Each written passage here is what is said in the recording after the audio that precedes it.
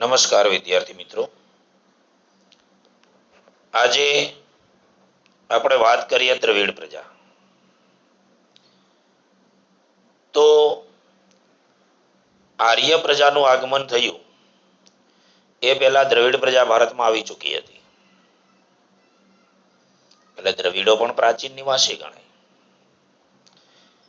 હવે દ્રવિડ પ્રજાએ શરૂઆતની અંદર ઉત્તર ભારતમાં વસવાટ કર્યો, પણ જેમ જેમ આર્ય પ્રજાનું ભારતમાં આગમન થતું ગયું તેમ તેમ દ્રવિડો દક્ષિણ ભારત તરફ ખસતા ગયા અને દક્ષિણ ભારતની અંદર કાયમી માટે વસવાટ કર્યો. આજે પણ દક્ષિણ ભારતની અંદર દ્રવિડ કુળની ભાષાઓ બોલાય છે. તમિલ, તેલુગુ, કન્નડ, મલયાલમ જેવી જે ભાષાઓ છે એ દ્રવિડ કુળની ભાષાઓ ગણાય છે. પાષાણ યુગની સંસ્કૃતિના સીધા વારસદાર ગણાય છે. પાષાણ યુગ એટલે માનવીએ પથ્થરોનો ઉપયોગ કર્યો, ઓજારો બનાવ્યા, એ પાષાણ યુગ. અને પ્રકરણ નંબર 2 ની અંદર આપણે મોહેંજો-દડો વિશે સમજવાનું આવશે. મોહેંજો-દડોની સંસ્કૃતિ, એનું સર્જન આ દ્રવિડ પ્રજાએ કર્યું એવું ઇતિહાસકારો માને છે. મોહેંજો-દડો નગર, એનું ગટર વ્યવસ્થા, એનું સ્નાનાગાર, આયોજન બધું પૂર્વક વિકસાવેલું નગર, એનું સર્જન આ દ્રવિડ પ્રજાએ કર્યું. અને સૌથી મહત્વની વાત કે માતા રૂપે દેવી ને પિતા રૂપે પરમાત્માનો વિચાર આ દ્રવિડ પ્રજાએ આપ્યો. એટલે ભારતીય સંસ્કૃતિના ઘડતરમાં દ્રવિડ પ્રજાનો પણ ફાળો છે. આપણે દ્રવિડ પ્રજાના પણ ઋણી છીએ. શિવ અને પાર્વતીનો વિચાર દ્રવિડ પ્રજાએ આપેલો છે. પ્રકૃતિ પૂજા, પશુઓની પૂજા, જે કઈ અત્યારે ભારતીય સંસ્કૃતિની અંદર જોવા મળે છે. આગળ આપણે પ્રાકૃતિક વારસાની અંદર વાત કરી હતી કે ભારતીય પ્રજા એટલે પ્રકૃતિ પ્રેમી, પશુ પ્રેમી. બળદોની પણ પૂજા થાય. તો એ પશુઓની પૂજા, પ્રકૃતિ પૂજા આર્ય પ્રજાએ આપેલું, દ્રવિડ પ્રજાએ આપેલું.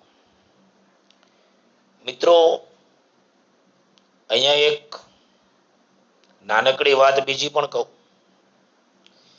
કે જુનાગઢ જિલ્લાનો વિસાવદર તાલુકો અને સતાધારની જગ્યા આપાગીગાની, ત્યાં પાડાની પણ પૂજા થાય છે. આ તો વાત નીકળી કે બળદની પણ પૂજા, ખેડૂતો તો બળદની પણ પૂજા કરે. તો સતાધાર આપાગીગાની જગ્યા છે, ત્યાં પાડાની પણ પૂજા. તેની કહાની છે કે મુંબઈ કતલખાને ગયેલો પાડો પણ પાછો આવ્યો ને એને કાપી ન શકાયો. એ આખી કહાની છે. તો એ પ્રકૃતિ પૂજા, પશુઓની પૂજા દ્રવિડ પ્રજાએ આપી. અત્યારે આપણે ધૂપ, દીપ અને આરતીથી જે કઈ પૂજા કરીએ છીએ પરંપરાઓ, એ દ્રવિડ પ્રજાએ આપેલી પરંપરા છે. ખાસ કરીને ઈંટોના મકાન બનાવી નગર સભ્યતાનો વિકાસ, અર્બન સિવિલાઇઝેશન જેને કહેવાય અત્યારે, એ દ્રવિડ પ્રજાએ આપેલું છે. બાકી તો માણસો છોટા છવાયા ઝૂંપડા બનાવીને રહેનારા. પણ ઈંટના મકાન બનાવવાની પરંપરા, કાચી ઈંટોના મકાનો, એ બનાવવાની પરંપરા દ્રવિડ પ્રજાએ આપી. બીજી વસ્તુ માતૃમૂલક કુટુંબ પ્રથા. હવે આ માતૃમૂલક કુટુંબ પ્રથા દ્રવિડ પ્રજાના સમયમાં હતી. એટલે શું? તો કે માતાઓનો વંશ ગણાતો. અત્યારે તમે તમારું નામ લખો એક્ઝામ્પલ તરીકે આર્યન કુમાર રમેશભાઈ ડોબરિયા, રમેશભાઈ નામ આવ્યું એમ નહીં, ત્યાં માતાનું નામ આવે, માતાનો વંશ ગણાતો. આજે પણ હિન્દી ફિલ્મની અંદર એક ડાયરેક્ટર છે સંજય લીલા ભણસાળી, લીલાબેન એને માતાનું નામ છે. આ માતૃમૂલક કુટુંબ પ્રથા. આકાશી ગ્રહો વિશેનું જ્ઞાન હતું એમની પાસે. હોળી, તરાપા, તરાપા એટલે વાંસને આડા ઉભા ગોઠવી અને એની પર બેસી અને નદીના એક કાંઠેથી બીજે કાંઠે જઈ શકાય એવી એ સામાન્ય વ્યવસ્થા. કાતણ કામ, વણાટ કામ, રંગકામ, આવી જુદી જુદી કલાઓની અંદર એ લોકો નિષ્ણાત હતા. તીર, ભાલા, તલવાર જેવા શસ્ત્રો હતા. ખેતીના ઓજારો અને સુતરાઉ કાપડ બનાવવાના ઓજારોથી પરિચિત હતા.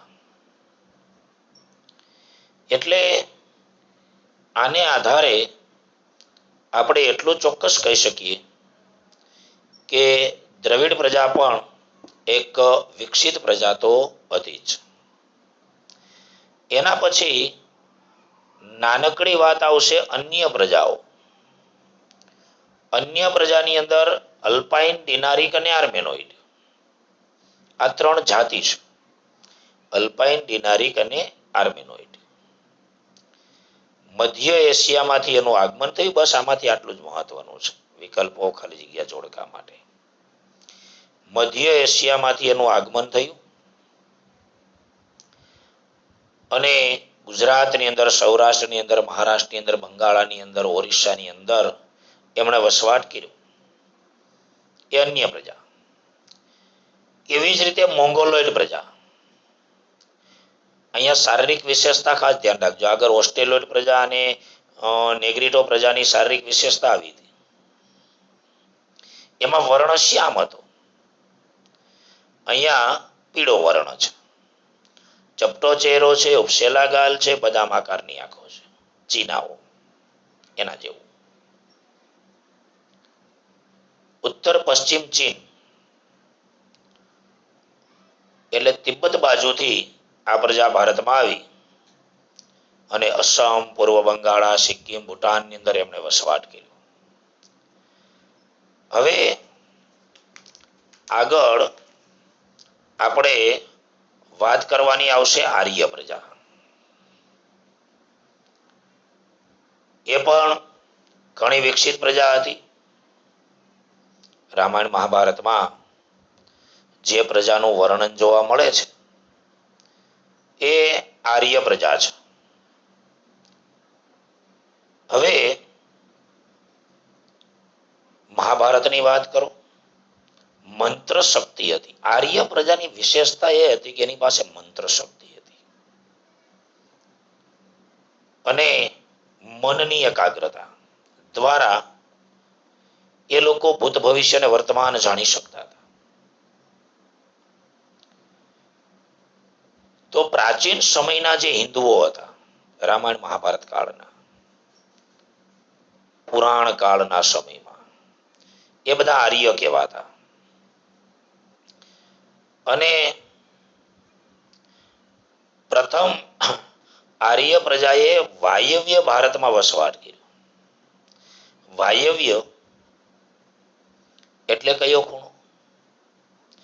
તો કે પંજાબ, હરિયાણા, અત્યારનું પાકિસ્તાન, એ વાયવ્ય ખૂણો છે. વાયવ્ય બાજુ વસવાટ કર્યો અને એ બાજુ સપ્ત સિંધુનો પ્રદેશ, જેલમ, ચિનાબ, રાવી, સતલુજ, બિયાસ, આ 5 નદીઓ અને બીજી 2 અન્ય નદીઓ મળીને સપ્ત સિંધુનો પ્રદેશ, એ બાજુ આર્ય પ્રજાએ વસવાટ કર્યો અને વિશાળ સામ્રાજ્ય. આર્ય પ્રજાનું શાસન જેટલા વિસ્તારમાં હતું એ બધું આર્યાવ્રત તરીકે ઓળખાતું. આર્ય પ્રજાના શાસન હેઠળનો વિસ્તાર એટલે આર્યાવ્રત. એમાં ઉત્તર વૈદિક કાળ એવો શબ્દ છે. ઉત્તર વૈદિક કાળ એટલે શું? વેદોની રચના થઈ એની શરૂઆતનો સમય વેદોની રચના થઈ એની શરૂઆતનો સમય મિથિલા અને દક્ષિણમાં વિંધ્યાચળ. વિંધ્યાચળ એટલે મધ્ય પ્રદેશ. વિચારજો. વાયવ્ય ભારત એટલે અફઘાનિસ્તાન, પાકિસ્તાન. અફઘાનિસ્તાન તો હતું જ નહીં ત્યારે, ગાંધાર પ્રદેશ હતો, શકુનીનું રાજ્ય. આ બધું ભારત જ હતું, હિન્દુસ્તાન જ હતું. એ ગાંધાર, એ હસ્તિનાપુર એટલે આજનું દિલ્હી, એ પાકિસ્તાન ને આમ બિહાર ને મધ્ય ભારતમાં વિંધ્યાચળ સુધી આર્ય પ્રજાનું શાસન હતું. આર્ય પ્રજાએ વસવાટ કર્યો હતો. હવે આર્ય પ્રજા વિશે આગળ આપણે વાત કરીએ તો આર્ય પ્રજાની અંદર ભરત રાજા, જ્યાંથી મહાભારતના વંશવૃક્ષની શરૂઆત થઈ, એની ઉપરથી ભારત નામ પડ્યું. પ્રકૃતિ પ્રેમીઓ હતા. નદીઓ, પહાડ, સૂર્ય, વાયુ, વરસાદ એની એ લોકો પૂજા કરતા હતા. એને પોતાના ઈષ્ટદેવ ગણતા હતા. સૂર્યવંશીઓ ગણાતા. વાયુ યાને પવનદેવ, વરસાદ યાને વરુણદેવ. આ બધા પ્રકૃતિના જુદા જુદા તત્વોની એ લોકો પૂજા કરતા. ઋચાઓની રચના કરી. ઋચા એવો શબ્દ છે. ઋચા એટલે સ્તુતિઓ, મંત્રો, દેવી દેવતાની સ્તુતિઓ. અલગ અલગ પ્રકારના યજ્ઞો કરતા. યજ્ઞનું વર્ણન જોવા મળે છે મહાભારતની અંદર. જુઓ, રામાયણની અંદર જુઓ, ભગવાન રામચંદ્ર 14 વર્ષ વનમાં ગયા, માંથી 12 વર્ષ તો ઋષિ મુનિઓને મળવા માટે વિતાવ્યા. અલગ અલગ પ્રકારના યજ્ઞો. મહારાજા દ્રુપદ પુત્ર કામેષ્ઠી યજ્ઞ ને યજ્ઞ કુંડમાંથી દૃષ્ટગોમ્ન અને દ્રૌપદી ઉત્પન્ન થાય, આવા યજ્ઞો. વિશ્વામિત્ર, વાલ્મીકી જેવા ઋષિઓ યજ્ઞ કરે અને યજ્ઞ કુંડમાંથી શસ્ત્ર ઉત્પન્ન કરે, દિવ્યાસ્ત્રો ઉત્પન્ન કરે. આ બધું આપણા ધર્મશાસ્ત્રોની અંદર વર્ણન છે. આવા અલગ અલગ પ્રકારના યજ્ઞો. અને એનું બીજું નામ હતું નોર્ડિક. આ ખાસ ધ્યાન રાખજો. નમસ્કાર.